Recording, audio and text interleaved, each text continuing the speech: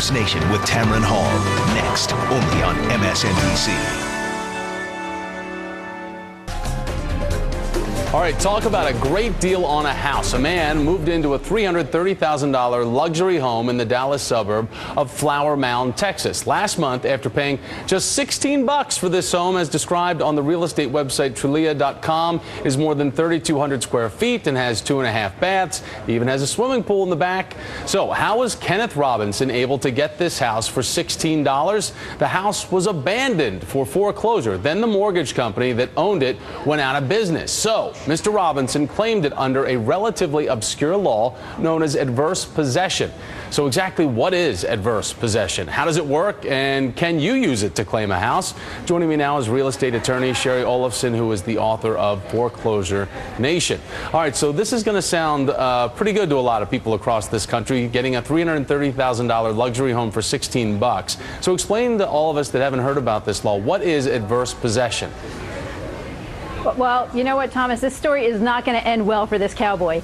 Adverse possession is a rule from the 1800s. Most states have incorporated into their statutes, and then it's applied at the local level by the county. But, you know, it was really meant for farmers and for property boundary disputes and things like that, cattle, way back when. Basically, it requires several elements. It requires someone to adversely take ownership or take possession of a property, make sure that the owner has notice of it, then improve that property, pay the property expenses, and do that for a certain amount of time. For example, here in Florida, it's 7 years, but in other states, it's anywhere from 5 to 20 years.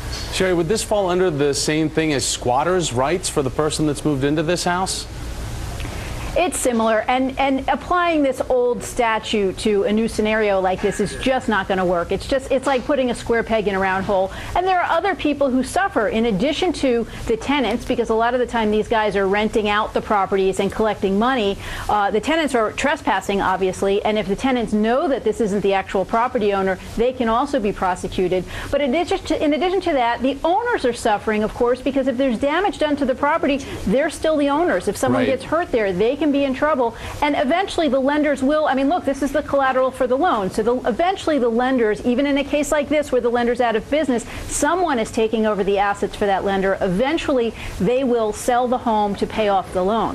When it comes down to it, though, is this a criminal action? Because how would someone get into this home if they didn't break in and then maybe have the locks switched out to then have this adverse possession, so to speak?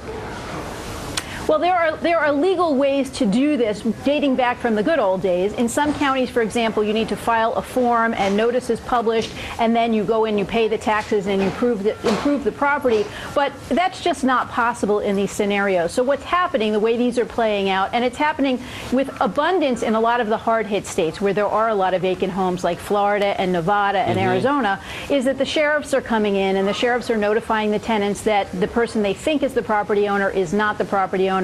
They're trying to track down the owners to get the owners to sign a trespass warning that they can then serve on the tenants. And in many cases, they're arresting these guys. There was a guy down here in Palm Beach County who was arrested, actually a former cop from New Jersey, and a year later he was back doing it again.